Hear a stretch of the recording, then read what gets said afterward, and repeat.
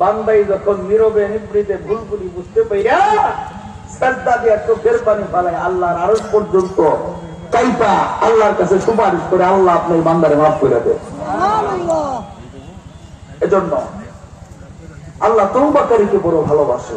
যদি তওবাটা খালেস দিলে হয়, অবশ্যই আল্লাহ আমার আপনার জীবনের গুনাহ মাফ করে দিবেন। আমরা মাফ চাইব ইনশাআল্লাহ।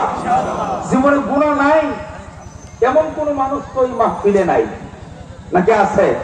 এখন আমি মাওলানা ওয়াজ করতেছি, আমি যদি কই আমার কোনো গুনাহ নাই, তাহলে মনে করতে হইব এই মাহফিলের সবচেয়ে খারাপ হইলাম আমি, সবচেয়ে বড় মুনাফিক আমি। কারণ গুনাহ নাই এমন কোন মানুষ এখন এই পৃথিবীতে নাই। কথা ঠিক না?